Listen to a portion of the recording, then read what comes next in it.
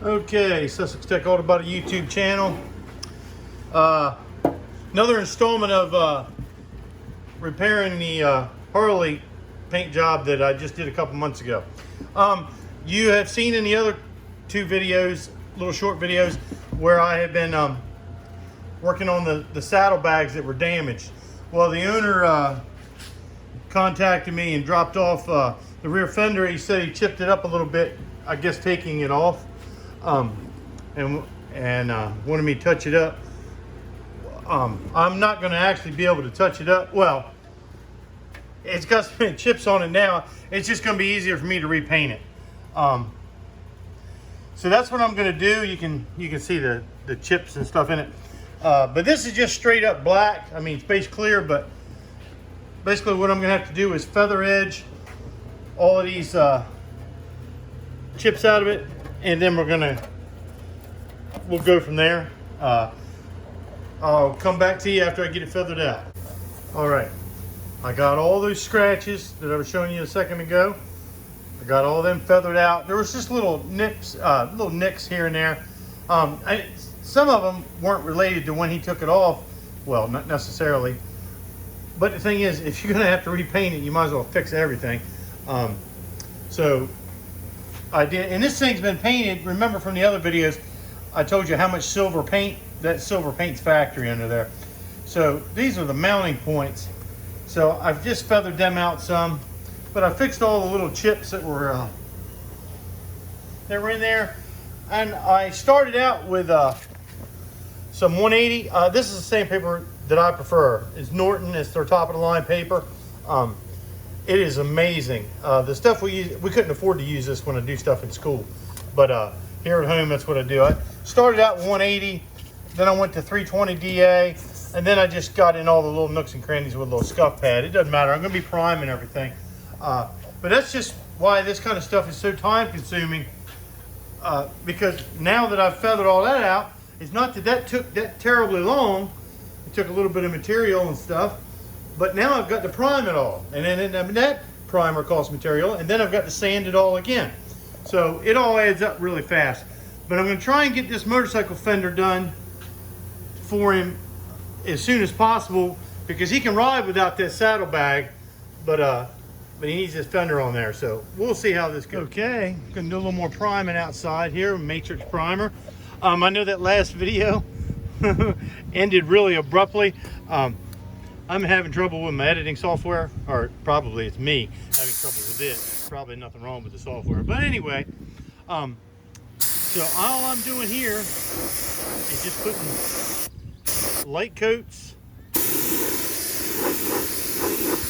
a primer over all the areas that I've feathered out.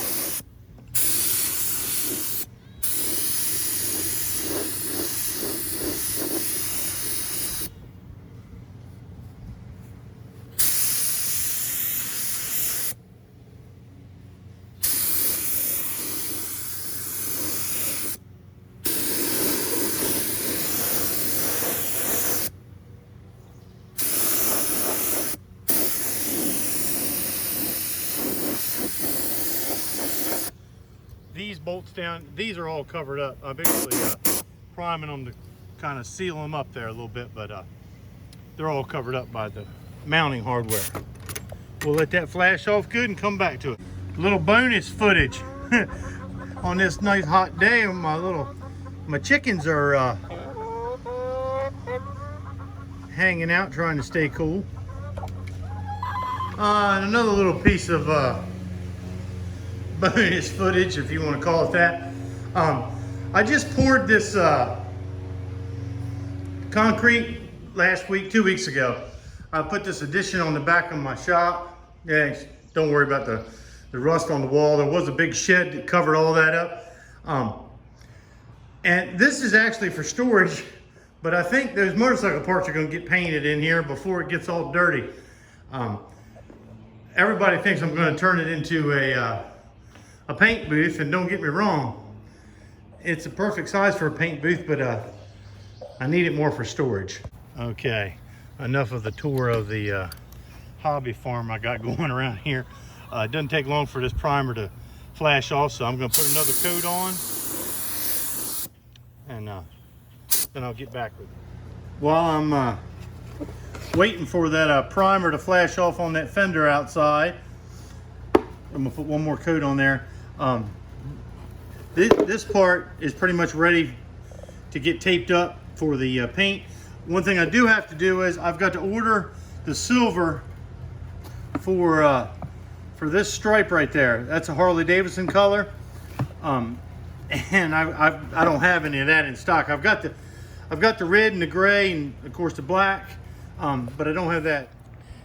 This is not easy. I mean, it's just time consuming. Like you saw, like I won't be able to do anything with this fender today, period. No matter how hot it is out here, it really needs to sit overnight, sand it down, and that doesn't mean that I'll get it painted tomorrow, but I'm going to try to. All right, I'm going to put one more coat on. Hey guys, I just got done priming that Harley fender and gave you a little visit with my chickens out there, but I just want to take a second and give you an update. It's a couple weeks into summer, and things are going good. Dylan, if some of you know him some of you are in class with him, and some of you know him from the video, he got an excellent job at a dealership down the road a little ways, and that's good. And Sam, you might remember him from some of the Comet videos. He's working at the airport, and he's actually in manufacturing and coatings of some airplane parts. He's using the same skills that we've learned in class and everything, and they apply to a lot of different things. I just wanted to give you guys a heads up, say, hey, sorry I'm sweaty and it's crazy. I'm trying to edit this video, make it as short as possible, and I know that it kind of chops around a little bit, but just wanted to give a little content. I know a lot of my students probably aren't even going to watch this during the summer, but I just wanted to say, hey, 4th of July is in here in a few days, so hope everybody's doing well. Feel free to leave a comment. If you want to ask a question or anything, I appreciate it. Thanks. Have a great day.